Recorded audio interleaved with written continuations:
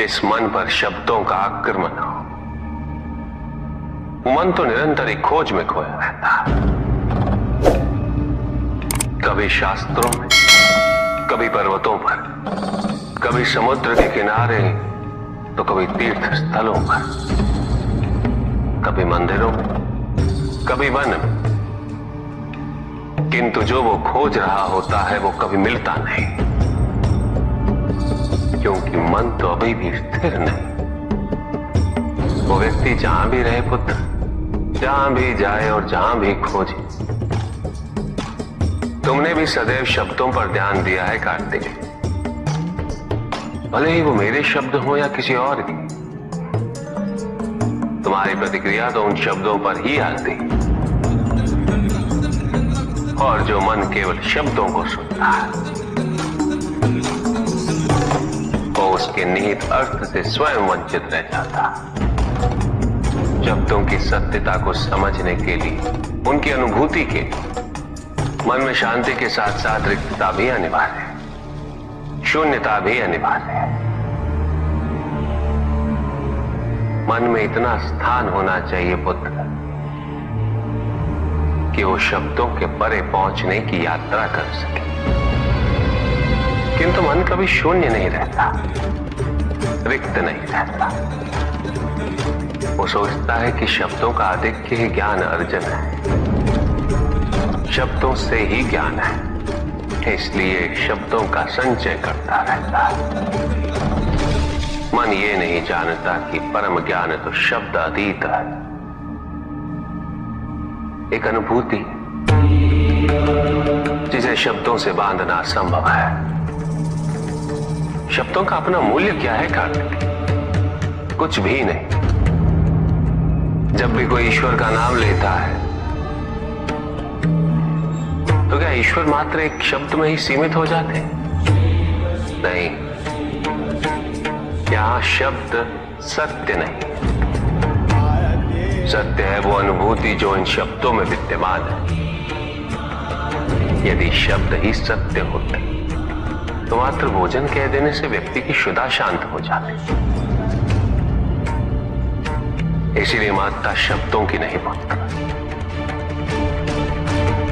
उस अनुभूति की है जो उन शब्दों से संबद्ध है। यदि शब्द नहीं भी होते तो वे ईश्वर अवश्य होते।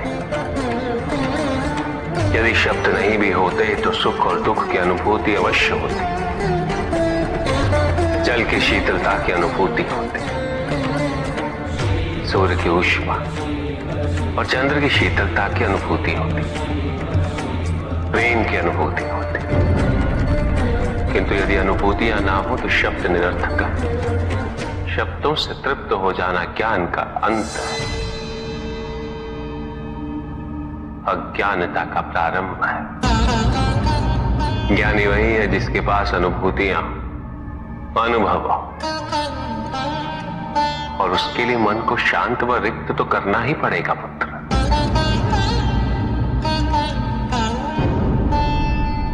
युद्ध किसी व्यक्ति से नहीं गणेश, मानसिकता से होता है। युद्ध में संघर्ष अच्छाई या बुराई का नहीं होता, सभी में अच्छाई है और बुराई भी है पुत्र। युद्ध तो विचारधाराओं का होता है। व्यक्ति अपने पराक्रम पर, अपनी क्षमता पर विश्वास कर युद्ध करता है, और जब उस विश्वास को क्षति पहुंचती तो सब कुछ निरर्थक प्रतीत होने लगता है। किंतु आपसे पराजित होकर भी लोहितांग क्यों नहीं समझ रहा? उसे अपनी स्वतंत्र इच्छा का उपयोग कर उचित मार्ग पर चलने का प्रयास करना चाहिए। व्यक्ति अपने को खो दे समझती है, व्यक्ति अपने को समर्पित कर दे, छोड़ दे अहंकार को, तो भ्रम की इच्छा ही पूर्ण होती है, और अभी भी वही फलित हो रही है।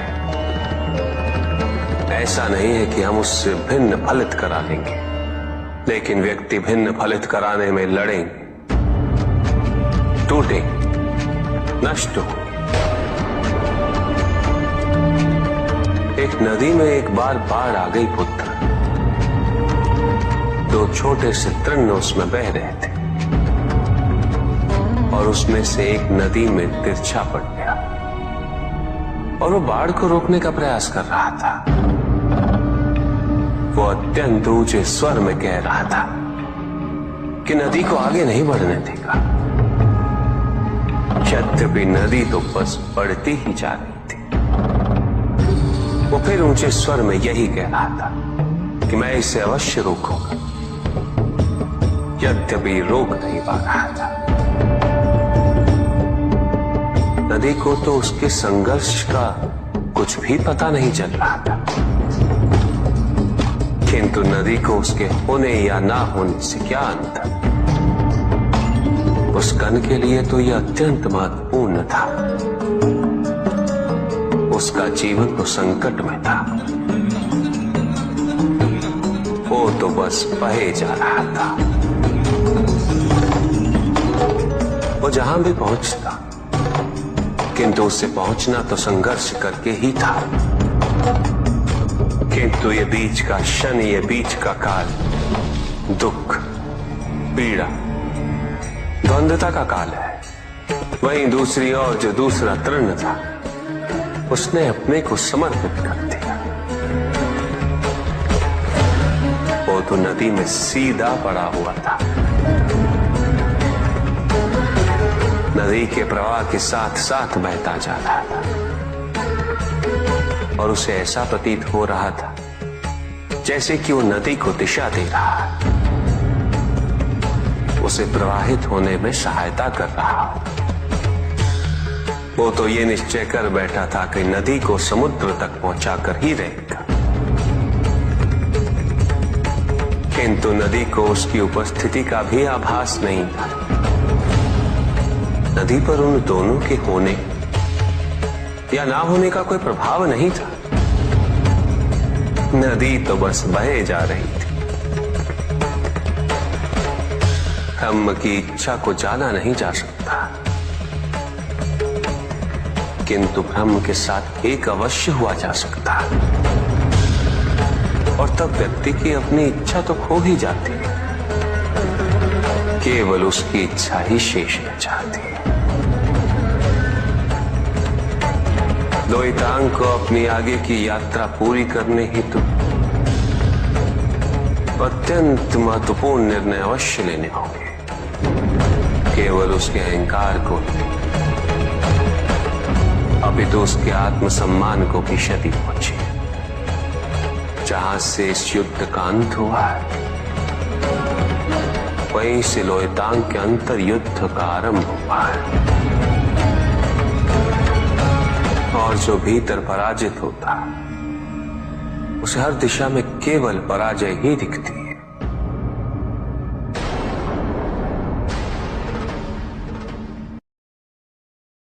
एक प्रश्न पूछ सकता हूं?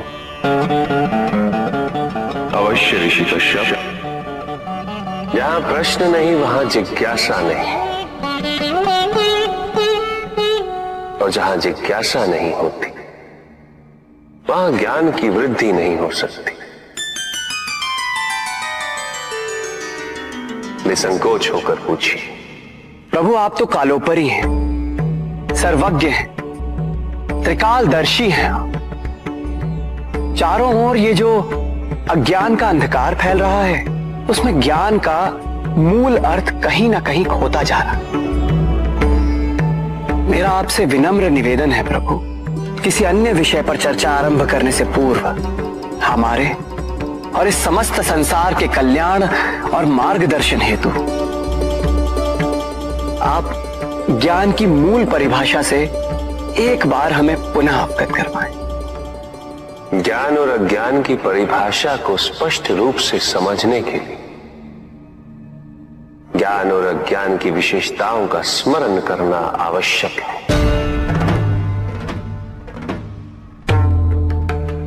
जिसके कारण स्वार्थ, विनाश, क्रूरता, अशांति और भय में वृद्धि हो,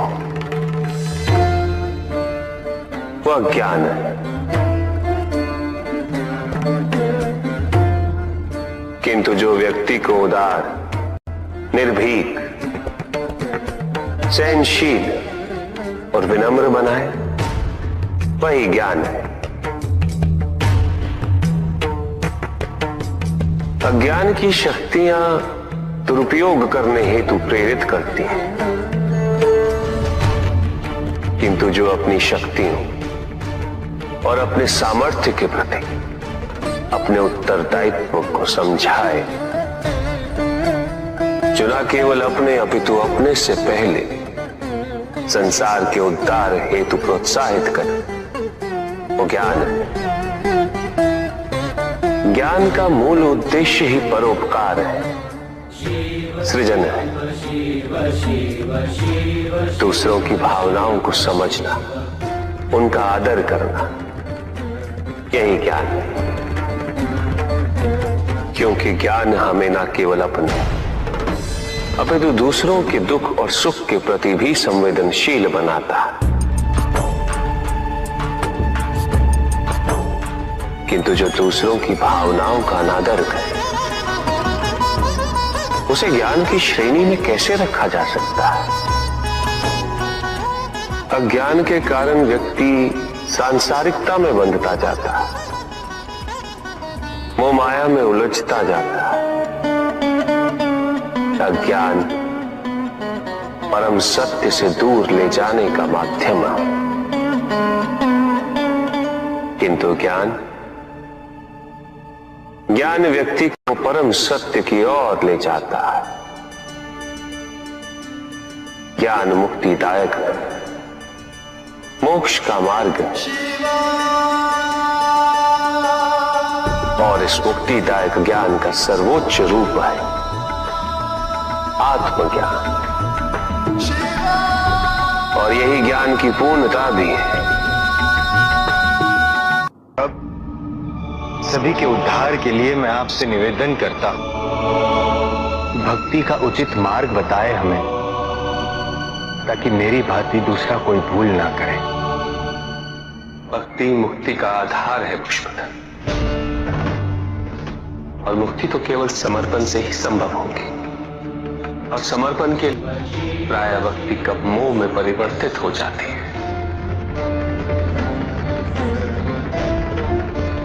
और ऐसे में पथ भ्रमित होना अनिवार्य है।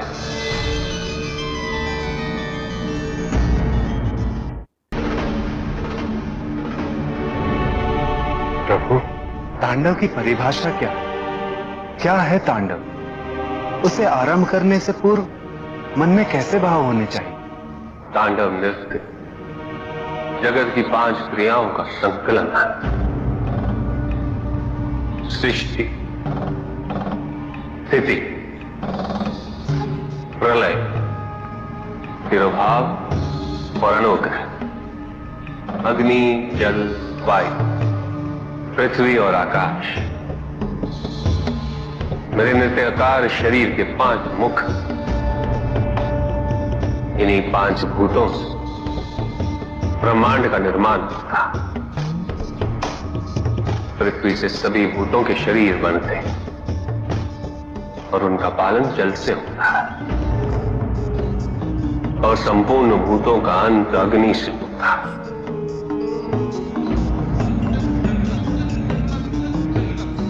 वायु तथा आकाश में तिरोभाव और अनुग्रह की शक्ति। इस प्रकार मेरे ये 5 महाभूत मुख मेरे नृत्य की 5 महाक्रियाओं का प्रतीक है। धन आवश्यक है ऋषियंत्र, क्योंकि धन मूल आवश्यकताओं को पूरा करने में सहायक होता है। किंतु जब कोई व्यक्ति इच्छाओं को आवश्यकता समझने लगे,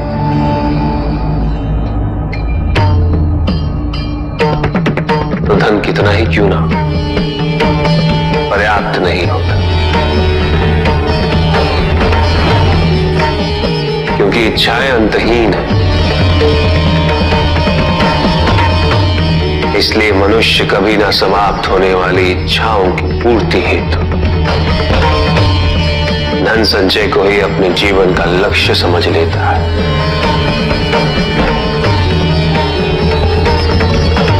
वो लोभी बन जाता है।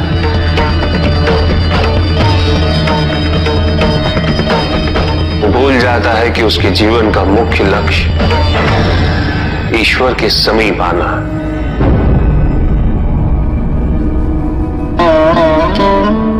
ऐसे लोभी व्यक्तियों को अपनी मृत्यु के समय भी यही दुख रहता है कि उन्होंने क्या कुछ नहीं पाया, क्या शेष रह गया। ऐसे समय में वो एक क्षण के लिए भी ईश्वर का स्मरण नहीं करते, अपने जीवन की निरर्थकता और व्यर्थता का बोध नहीं होता। मिलना चाहिए। धन चाहे कितना भी हो ऋषियत्र, मूल आवश्यकताएं तो केवल उतनी ही। तन ढकने के लिए वस्त्र, पेट भरने के लिए आहार और शरण के लिए भवन। इन आवश्यकताओं के पूर्ण होने के पश्चात जो भी है वो इच्छा है। धनी व्यक्ति के पास जो भी अतिरिक्त धन होता है वो उसे दान करना चाहिए, उनके उद्धार के लिए जो अपनी मूल आवश्यकताओं को पूरा नहीं कर सकते।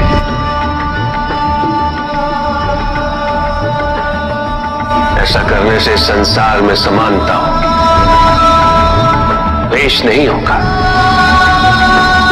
सद्भावना बनी रहेगी।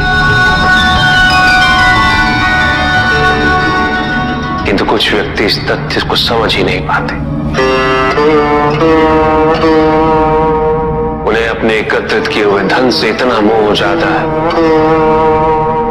कि वो उसका एक अंश भी किसी और को नहीं देना चाहते।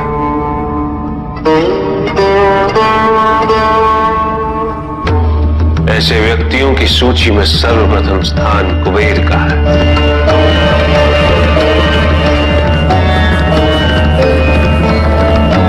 इस संसार में सबसे अधिक धन उन्हीं के। शक्तिशाली बनना अत्यंत कठिन है, किंतु उससे भी कठिन होता है शक्तिशाली बने रहना। और इसके लिए आवश्यक है कि हम शक्तियों से प्राप्त हुए उत्तरदायित्व का सम्मान करें।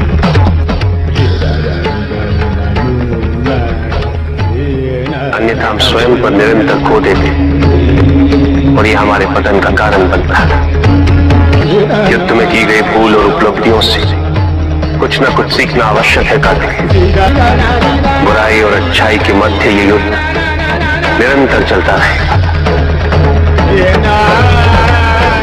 आज एक अध्याय समाप्त हुआ, कल दूसरा अध्याय आरंभ होगा।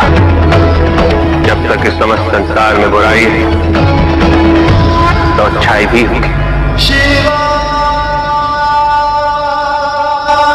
किंतु अच्छाई और बुराई के युद्ध में जीत सदैव अच्छाई की ही होगी।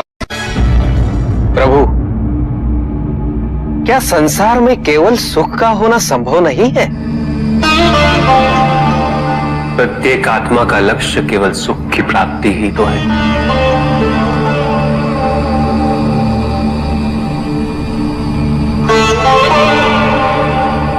परमानंद की प्राप्ति, किंतु हम सुख नहीं, सुख को प्रदान करने वाली वस्तुओं को एकत्रित करना ही जीवन का उद्देश्य मान लेते हैं। ये समस्त संसार माया है, सब कुछ नश्वर है।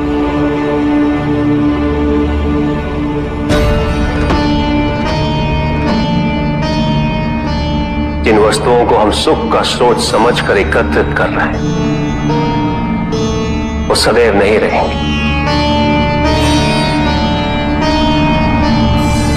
जो व्यक्ति सत्य को जानते हुए भी लोभ का परित्याग नहीं करते वो सदैव इन्हें खोने के भय में जीते।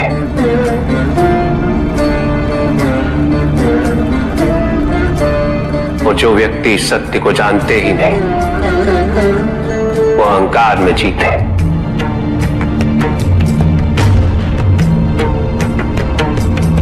और जहां अहंकार और भय उपस्थित हो, वहां सुख कैसे रह सकता है?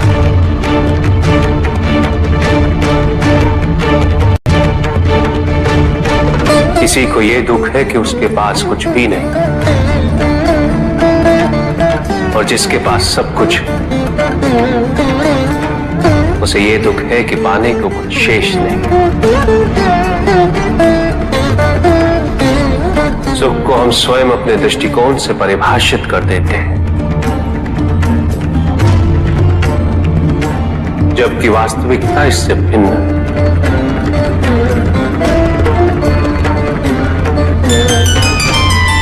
इसलिए आवश्यकता है अनासक्त रहने की।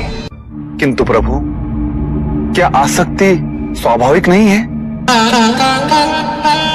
पर दुख का मूल कारण भी तो यही है ऋषि भृगु।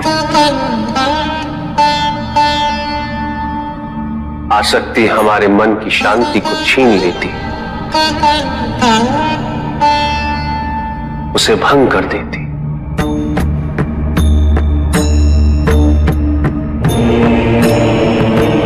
हमारी बुद्धि को स्थिर नहीं रहने देती, उसे चंचल बना देती।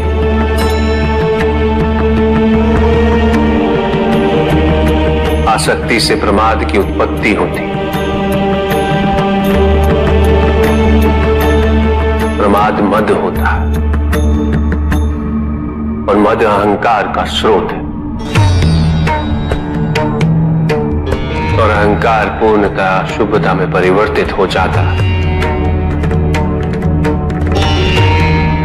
अर्थात आसक्ति अशुभता की जननी, इसलिए अनावश्यक है। तो प्रभु, आसक्ति को अनासक्ति में कैसे परिवर्तित किया जा सकता है? और हम आसक्ति से कैसे उबर सकते हैं प्रभु? आसक्ति से मुक्त होना ही अनासक्ति है। आसक्तिहीन होने के लिए अपने और पराये का भेद मिटाना अनिवार्य है।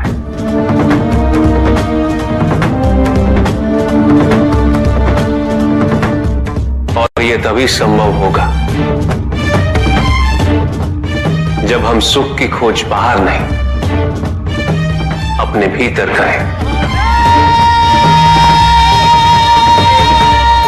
जब हम यथार्थ को पहचानें,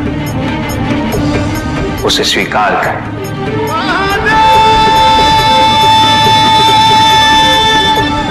हम अपने सुख को सांसारिक तत्वों से परिभाषित नहीं करें। जब तक हम ऐसा करते रहेंगे, हम बंधते जाएंगे। जब हम स्वयं अपने भीतर झांकना आरंभ करेंगे, हमारी मुक्ति का मार्ग स्वतः प्रशस्त होता जाएगा। महादेव, आपने हमें दुख का कारण तो बता दिया। प्रभु, ये विवाह मुझे स्वीकार्य नहीं है प्रभु। मैं मेरे जीवन का प्रत्येक क्षण आपकी सेवा में समर्पित करना चाहता हूं। मैं नहीं चाहता हूं कि मेरा कोई भी संबंध मेरे भक्ति को विभाजित या बाधित करने का कारण बने।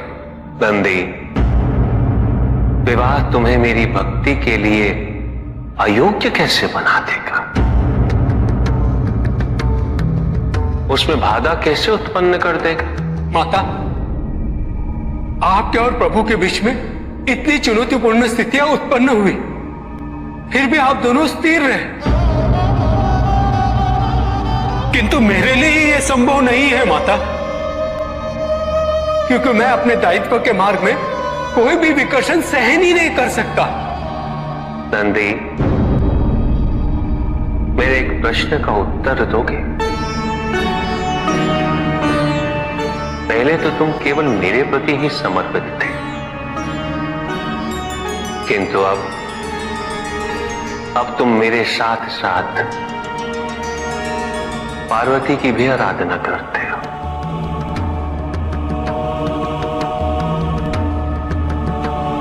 क्यों? प्रभु, माता आपकी अर्धांगिनी है, आपकी पूरक, जिस प्रकार आप उनके पूरक हैं। आप माता के कारण आनंदित रहते हैं, उनकी उपस्थिति आपको प्रसन्नता देती है। अन्यथा आपको इतना हर्षित उनसे पहले मैंने कभी नहीं देखा है। फिर कुमार कार्तिकेय का जन्म, अशोक सुंदरी का जन्म, और फिर हमारे गणेश का जन्म। प्रभु, इस प्रकार मैंने कैलाश को पूर्ण होते हुए देखा है, और यह सब माता के कारण ही हुआ है। प्रभु, जिस कैलाश में आप वास करते थे उसे माता ने निवास बना दिया, इस कैलाश को संपूर्ण कर दिया।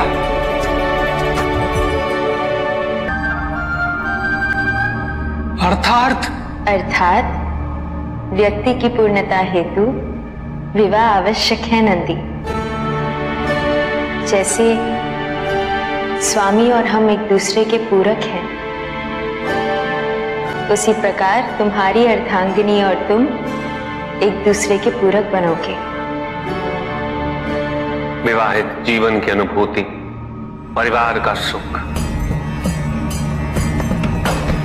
उसके सुख और उसकी सुरक्षा के लिए संघर्ष,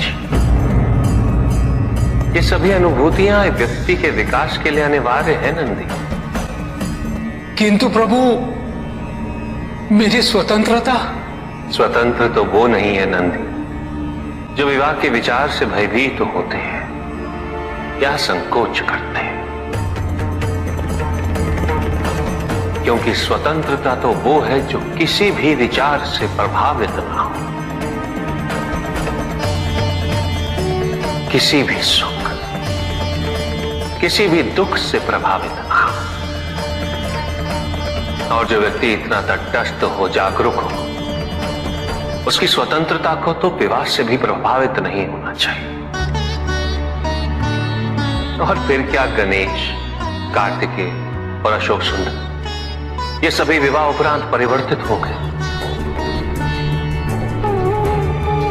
क्या उनका विवाहित होना उनकी भक्ति और उनके समर्पण में बाधा बन गया नंदी?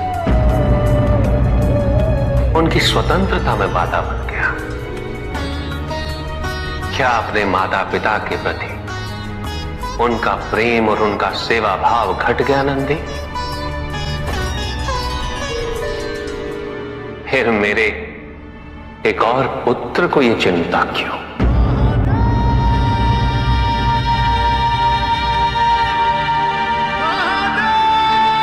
ये भय क्यों नंदी? अग्नि जलाती है, जल बुझाता है। दोनों के कार्य क्षेत्र पूर्व परिभाषित और भिन्न है। दोनों एक दूसरे को प्रतिस्थापित नहीं कर सकते। इसी प्रकार इस समस्त संसार में सभी की भूमिका पूर्व परिभाषित। संसार की यही विविधता इसकी विशेषता भी है।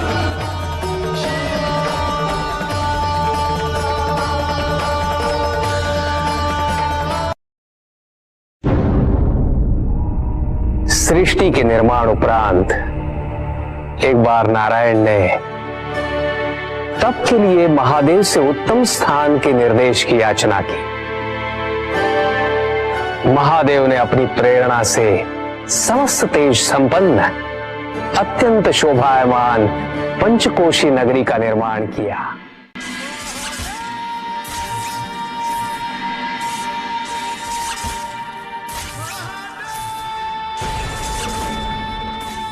वहां उपस्थित होकर नारायण ने बहुत काल तक तपस्या की।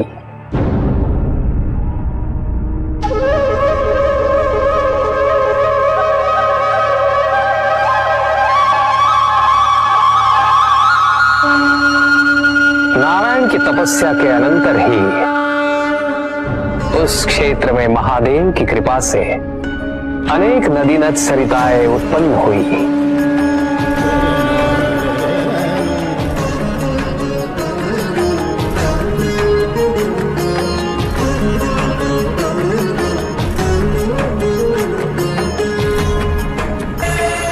इस सब को देखकर आनंदमयी हो उठे नारायण ने जैसे ही अपना शीश हिलाया, उनके कान की मणि गिर पड़ी। मणिकर्णिका के उस पंचकोश वाले विस्तृत क्षेत्र को महादेव ने अपने त्रिशूल पर धारण किया। महादेव ने अपनी शक्ति से उस पंचकोशी तीर्थ को सभी 14 लोकों से पृथक रखा और आगे इन सब से अलग उसको मृत्युलोक में स्थापित किया। नारायण की यह मणिकर्णिका हमारे द्वारा निर्मित इस विश्व में स्थान पाए और सभी जीवों को हमारी ओर लाने का साधन बने। महादेव, आपने कहा था कि आप इसे इस लोक में स्थापित करेंगे। अब समय आ गया है। महादेव की कृपा से उस मणिकर्णिका का विस्तार पंचकोश तक हो गया। ये मणिकर्णिका पंचकोश की काशी बनकर इस पृथ्वी पर सदैव रहेगी। यह अविनाशी है, चिरकाल तक। सृष्टि के अंत के पश्चात भी इसका अंत नहीं होगा। ये भूमि मुझे सदैव प्रिय रहेगी। क्या तब करके स्वयं नारायण तीनों लोकों को प्रकाशित किया,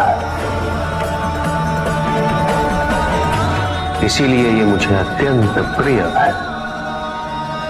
मैं इसे कभी भी नष्ट और विनष्ट नहीं होने दूंगा।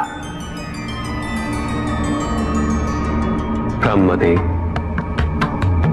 जब संसार के आवर्तन के पश्चात प्रलय आएगा, मैं इस काशी को पुनः अपने त्रिशूल पर धारण करूंगा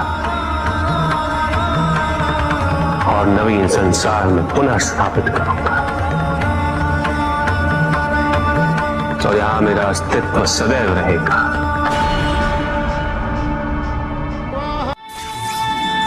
महादेव ने उस क्षेत्र से अपने आत्मिक योग को ध्यान में रखते हुए अपने ज्योतिर्लिंग को वहां स्थापित किया, जो इस क्षेत्र से कदापि पृथक नहीं हो सकता।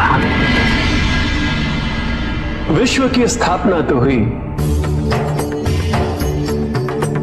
किंतु इस ज्योतिर्लिंग को आपने उस स्थान पर स्थापित किया है जिसकी ऊर्जाएं विश्व से परे हैं। इस ज्योतिर्लिंग को विश्वेश्वर ज्योतिर्लिंग के नाम से जाना जाएगा।